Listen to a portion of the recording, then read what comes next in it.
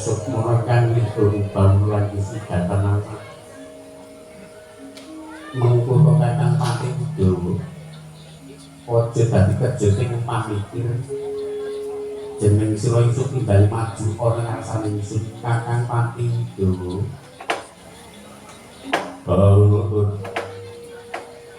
Nur kawanti jauh di dalam Gusti waktu itu tak buat kaki dalam pamit sabenipun Gusti napa menjak mencampar kencana wiji dateng pisuwanipun ing abdi bilih wonten jawi sangat kuat sing manah yen toklo nindakaken kidul kagungan salobu pinandu wonten ngalung-alung dipun sami loro mejet pemikiran acara awor maras ningali cantik boten surup sangkane gelap raos manah lokap sibak ing semua pakti untuk monggo nang saksampunipun Kanjeng Dewa Jenggat mencampar kontrol wiji dateng pisuwanipun abdi bilih toto titi tenten manahku kados ngantir pewayu sewindu kejebutan kekecara pembelajaran samudra pakti kejawi sanggulipun siwi nuwun kepareng kula ngaturaken sembah para ibu puji pun ngandhap pepodo malang-malang aura mekaten Kanjeng Dewa ingsun tapa ibu padha-padha marmane jeneng suwaduh ingsun cerak-cerak ingsun ngraketake kabeh para pawartane para kanggo buk menawa ana kanggo kanthi muwani bladak ilang sifat ilang kampuh gitu mudan datan aku marata kakang ibu dadi mantu kanthi prasaja aja sombong upama ta ana ingsun pribadi kan bakal murba wasisa kangen itu nyuwun jimat songso akibu kalku bisul sesembanipun tiang sanggari engetipun ngabdi ninggalipun para rajin padhaipun para kampung wonten sami wiwaten dan alah sedaya ketingal sanget sakewati nyatur dawuh pupuk Kanjeng Dewa syukur gedhe sewu gambarake Kakang Pati Udawa kena pinanjung nembat patanganipun rejung bunggala wektu nyatane ora ana para kang perintah ingkang lan rentang praboji mula pakaryanipun tindak mosak lawas-lawase anjungan pegat ing kapayenan Kakang Udawa yes waten Kanjeng Dewa lan jeneng sira pantes yen kok dadi ketua dari para kanggo bukti nyatane pinter ngatur para kanggo matur suwun alsane kita Kanjeng Dewa prayoga jeneng sira sampun boten kang diawuh-awuh senadyan Dimas Kadang ingsun nyanyi Dimas Setyaki Dimas Warsniwiro di parang yo jeneng sira nunggani ingsun jeneng napa ana kangkung ndulwati dadi mantu Kyai Warsniwiro nuwun kanthi raos lan saksampunipun nampi sabdanipun Koko ingrai tansah prasetyo kembali Koko mbok menawi wonten kraman ing anggateni ingrai boten badhe kudu secekak bebasan kamu dados buku nyawaraken hukum dados kalih keluarga baremaken bebasan Koko Prabu Baji ngersaken kopi niki rangsang tepi ingkang rai tansah prasetyo juaten Koko Prabu bagus prayoga jeneng sira ngadekan Dimas Setyaki sampun boten kabaydi alropor mengkono yadi Dimas Singomulan Jaya Kasubya kejawi sang menika manih Koko Prabu sak sampunipun ninggah kanthi prayogi nyuwun bumi samudra pangasami jalani pinrangi ngantos randhak anggenipun angacarane rawuh di Koko Prabu sak sampunipun Koko Prabu ninggah kanthi prayogi nuwun kepangu ingkang rai jenengipun ngaturaken pasdahan sinanggrata abucangan gambinipun sapa prayogi katuran kono kami sak papanipun Koko Prabu Hei jagat dewa Bathara. Kakedo kali dhuwur. Sing kono pramanyani kang muntah panunggakan. Upamani yai kang kaprekat bani werda purtakan. Panjenengan yai tak tantang kucek dewa kang sampirake kono budak kuwi gunung pangkut dadi jimat rah dan tingkah yuan yai kosok bali kang kaprekat bani werda purtakan. Mula panjenengan yai tak tantang tak keterangi ono jodoh tiba foto-foto nopo pamujayani lan pangesri para kuwi sepuh yen kepratan pungkakan ora lan sawiji opo tulus ing pindha ing sabiko ya kasih yen owatu Yai Dimas Nyaki Kakang Do Songgo ayu padha ngaturno pangabekti marang pemimpin silakan diwai kami nuwun kepareng nuwun dengan itu munggul pendidikan sang lotamis Pak Keparengan Songgo Wisnu Broto Kanjeng Wa nuwun kepareng kula Songgo angaturaken sembah pangabekti mugi kunjungan sangang padha Kanjeng Wa yo Songgo tak popo ora liwat video pangastenipun wa tumuli tampanono Songgo nuwun kapundi wonten sapa ndadosaken jimat lan saged pamuwanto Balasono Kanjeng Wa aku mangkono Songgo Bapak Prabu Pangirarji pamujimu yai bekti kula kunjuk yo tak kopo ora liwat video pangastenipun kakang dadi tampano nuwun kapundi wonten sapa ndadosaken jimat Sinuwun Pangirarji yo pangestemu Kakang Udawa bekti kula kunjuk tak tampa tiba padha-padha kasihan Kanjeng Dwaji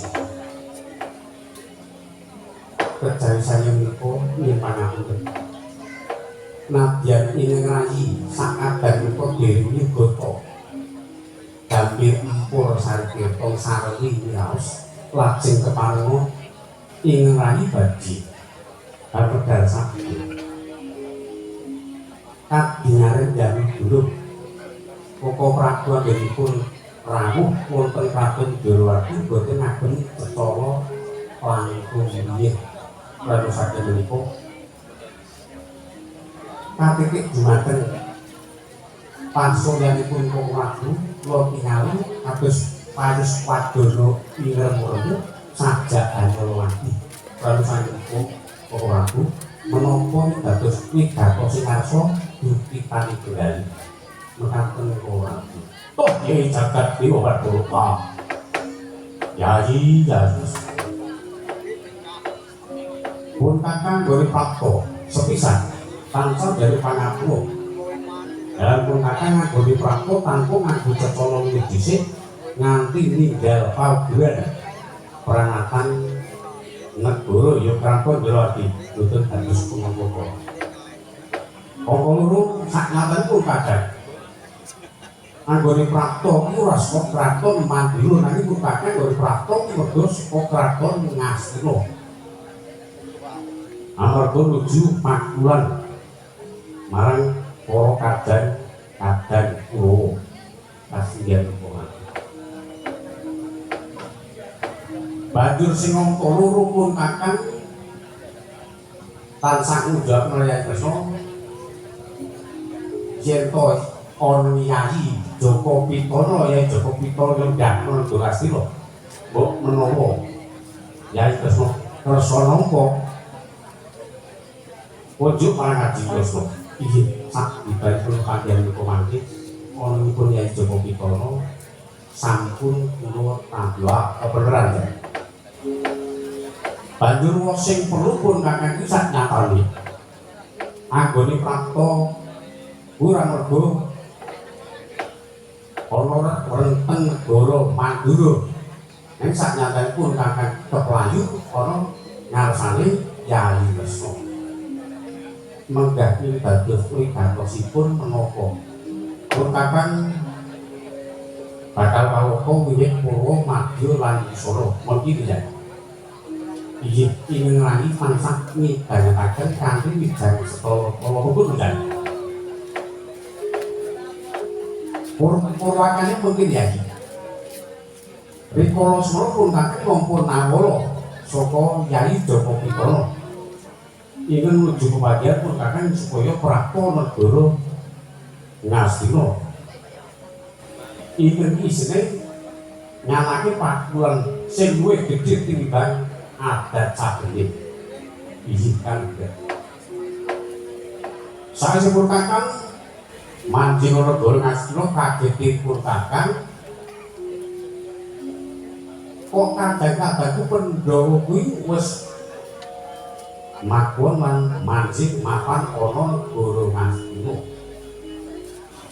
Lah ing ngaturi Pandhawa sang Prapta wonten negari Ngastina ora kejaba umpaman sepundi. Banjur sing direbut ana kono merga ana pendhita. Pengakune pendhita saka Pertapan Giri Saloka peparape Begawan Surya Wasesa.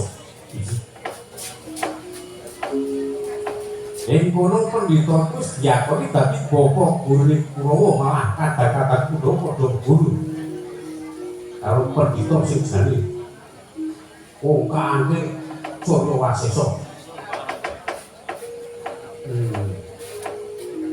Lajeng pendhita Ongkaane menika wani Ongkaane mergo putane ora cocok. Oh iya. Dheweke merjang ilmu nanging kudu nganggo sarana. Yen Pandhawa bakal nyuwun ilmu merjangan. Nanging kudu ana sarane Pandhawa kudu akur karo Kurawa. Lajeng samya ngegur dhumateng pangendikanipun pendhita wis padha ngaku padha meguru kabeh wis ngakoni yen to Pandhawa ya duwe bapa guru sing jenenge Surya Wasesa. Yen kamu kok sakwise ana pendhita makon ana negara Ngastina pendhita sing ana wewengkon negara Ngastina kabeh dilereni ya dadi pendhita.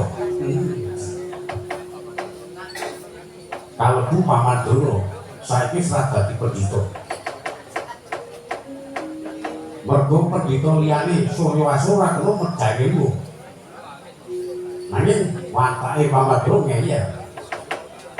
Saiki Pamadura dilereni dadi pendhita saiki ora nganggo begawan. Wis dudu keparap Resi Durna ya dudu begawan Kumbayana ya ora. Wis pokoke jenenge ora nganggo hadi Kumbayana ya ora. Sampun gambar. Wis gambar. Inggih apa wae. Lah penumune begawan Surya Wasesa kudu ngakuraken antara Pandhawa lan Kurawa. Sampun sami akur. Wis do akur. Banjur bareng wis do akur bumi negara Ngastina bakal diparo. Sigar semangka sing separo ana ngersane Yai Joko Pitana, sing separo ana ngersane Yai Punta Sakadek. Iki pokoke. Lah penemu sing ora cocok, penemuku sing ora cocok karo begawan Surya Wasesa. Pandhawa kudu tandha tapakasta dhisik ing penganggep supaya besok-besok ora ngrasa panggugat anane kadang karo kadang bab bumi negara Ngastina mulyat. Iki pokoke. Sawise padha akur bumi bakal dipasake separo marang kadang Pandhawa. Sampun sami tandha tapakasta durung. Lah pun kakang mergo penemune pendhita ora cocok mergo ngendikane bakal ngurungke perang Baratayuda. Kamangka perang Baratayuda kuwi karepta marang Jawata ora kena diurungake mergo ora ana dewa kok ngulawali. Mung jejering titah sewantah kok bakal ngurungke perang Baratayuda pangritane para Jawata. Lah pun kakang ora cocok. Lha pun kakang durung duwe penemu apa-apa, durung usul apa-apa pun kakang lorot saka panggawe. Terus pun kakang loncat Warga ngasto tanpa pamit. Mboten pamit. Wis ora pamit terus wis. Warga pun kakang wis klepat. Wis pokoke senek iki urung metu wis. Pun kakang terus minta pamit, apa ora minta pamit? Teko luwes warga ngasto. Warga pun kakang duwe pengangkah bakal metu saka golongan kula. Kula setu yai pun kakang keplayu mengangsani yai mung kepengin nyuwun senjata pitulung marang Adi Kresna Bardut. Yai Kresna iku nalindra ing wicaksana sepisan dasar pinter pangreksa sing loro kegagalan pusaka Patra Paesan saiki yai tak aturi mriksani pendhita ing Mandimana negara Ngastina mau becik apa ora bener apa luput yen pancen bener penemu pendhita pun kakang wis senajan pun kakang iki wong kondhang wis meguru karo Surya Asih ora apa malah yai tak aturi melu meguru yen pancen iku dipreksani wong Patra Paesan pendhita sing bener lan jujur tulus bakal merjangelku migunani tumrap para kanggo yen mengaten kawula saenipun monggo sakmenika saran-saran nyuwun dhateng Jawuka kula badhe niti priksa wonten Patra Paesan wis saiki Patra Paesan tinggal lumah dipun niti priksa boten dipun mungah wis mongso butuh basane wis pokoke ngono kuwi monggo kok prabu sanika saran-saran niti priksa Patra Paesan kabiyatu dhateng para kadhet wis pun kakang tansah derake minta sing Bathara sangga Dimas Yaki kakang kuwi ayo padha minta sing Bathara mungguh pendhita sing mapan ana negara Ngastina iku bakal ingkang dipriksa ana Patra Paesan iki suwane dhateng kang dipun suwane dhateng kok ora suwane dhateng Jawaji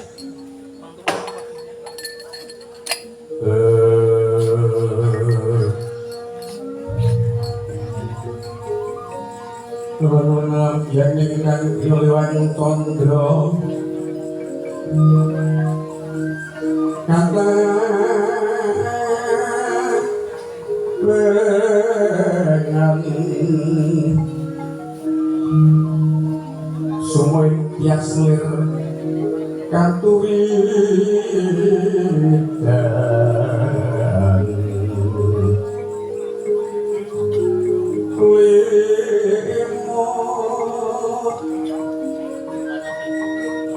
kapiatane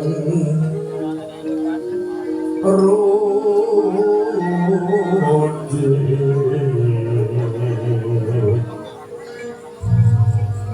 remrem trio manamung keku mungin yang wisi kadung maleng kungkal tiuping samirono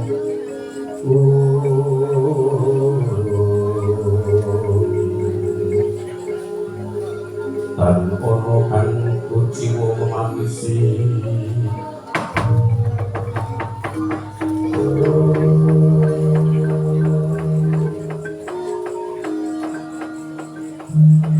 miwang sukmono kang kutung bawur lan sitatanan orang tapi yai saksampunipun titik wonten Patra Paesan pendhita nimanji wonten negari Ngastina menika pendhita ingkang nyamudana tegese pendhita ing boten jujur bilih pendhita menika estunipun badhe atus krama kula mibarakaken upami Pandhawa menika mangkih usana ngantos kersa tandha tata asta bab negari menika mangkih sami kaliyan bilih Pandhawa menika pados uteng kelangan delet Kuwi tetembungan ngono iki tegese apa? Wis rasa mubah winir pun kakangku rada. Tegesipun akhir tembunganipun namung badhe kapitunan. Lah ra ngono ya. Wis pokoke ora oleh apa-apa. Iji. Wis remuk-remukan. Iki yen mengaku ngomong langkung ranugi gandeng sampun kula dipriksa bilih pendhita menika mangke badhe dilung kadang-kadang kula Pandhawa ingkang kaentalan inggih ingkang nganti pun kaku ya rumangsa kelangan yen Pandhawa nganti dipitenah karo pendhita iku mau lajeng kersanipun ngomong wis pun kakang ora trimo pokoke pendhita mangke jajil parah leduka mangke kok ora nyicil wong duka kok nyicil kok saiki kudu kepiye Kyai gandeng wis teko yen to Pandhawa bakal dipitenah karo Kurawa bisa niku ngaten mawon upami panjenengan langkung kadang-kadang kula ing undur pendhita menika kula kinten boten tandinipun tegesipun boten badhe sasat boten saged mundur jalaran bilih pendhita menika tata gelar menika wujudipun kita swantah nanging estunipun menika Hanjawati bilih sastenipun menika sekti ingkang kadilo-dilo menapa malih Koko Prabu kula piyambak kemawon boten badhe saged ngasoraken wah wis parah terus kudu kepiye Yai pun kakang kudu piye ini supaya ngrebut kadang-kadang Dawa ini supaya bisa timbul lan kundur ana negara Ngamarta lha sakmenika ngaten bilih Pandhawa menika sedheripun ingkang ngomong Kakang Semar boten namung Pandhawa wiwit jaman Eyang Suwardi menika ingkang ngomong inggih Kakang Semar Pranos saking menika kula saged nundung pendhita ingkang manjiwata ganyah kula menika kula kedah dipun rerigen dhumateng Kakang Semar lho kok Kakang Semar iki ana gunane apa Kakang Semar Koko Prabu malah kekilapan bilih Kakang Semar menika aslinipun bilih menika aslinipun kula nyibarataken pusaka ing saged kandha jimat ing saged utang sedaya nalendra wijratu tanah Jawa menika ing rumiyin ing mokong nggih Kakang Semar bangsanipun boten wonten aranipun monggo sareng-sareng sanika madosi Kakang Semar wonten Karangkabutan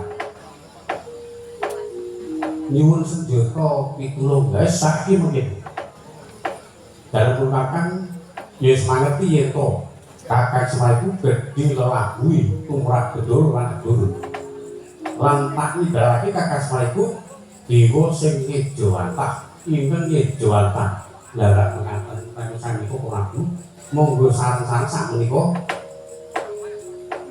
tata-tata ngupati dhumateng Kakang Semar wonten Karangkabutan supaya daya-daya pun Kakang Yayi bisa ketemu karo Kakang Semar kasinggihan Prabu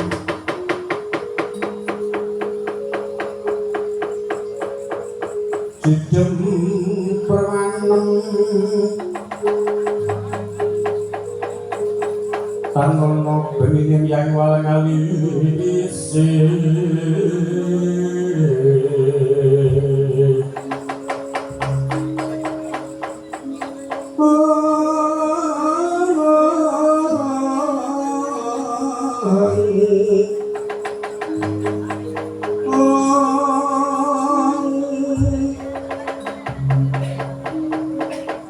ingkang yang somong swani kendak kending kriolan kemasan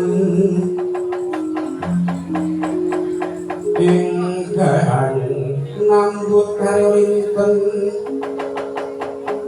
pantara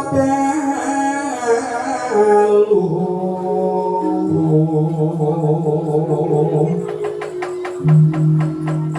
Arnata pisah daling alendra gumpina cara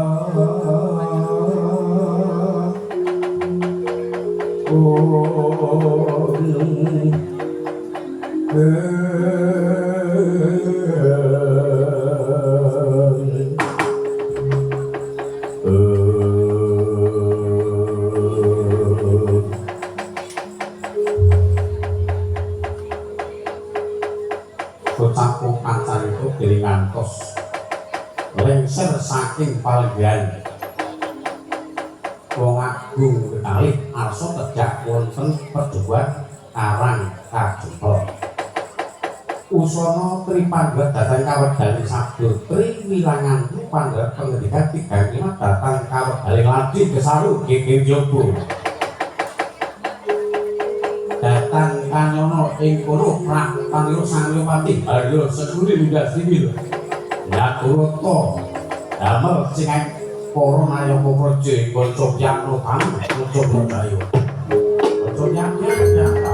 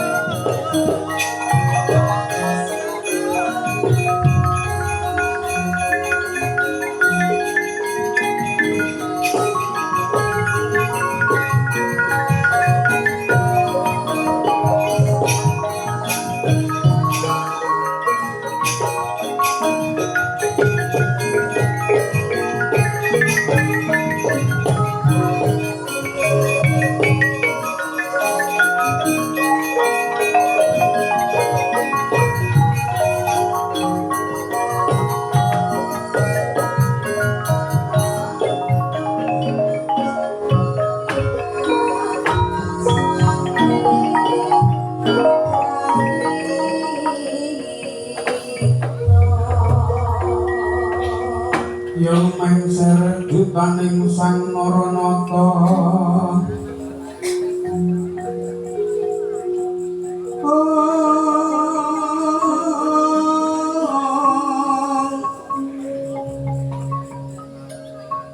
tutaning sang Naranata sang Naranata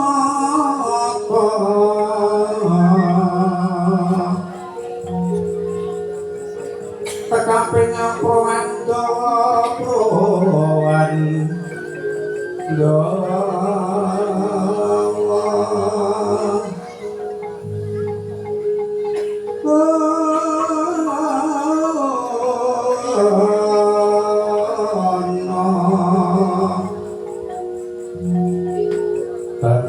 kang kuciwa raras raras permeseping griya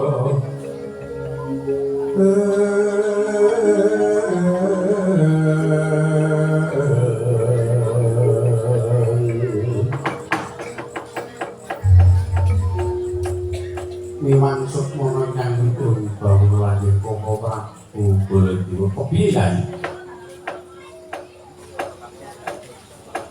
boten nyono babar indang malah menika wonten tamu malih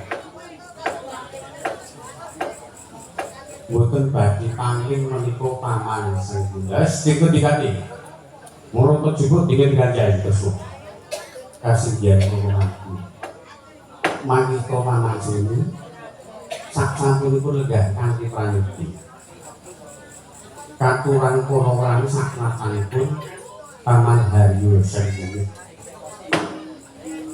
nuwun kawanting dawuh timbalan dalem anak Prabu awit saking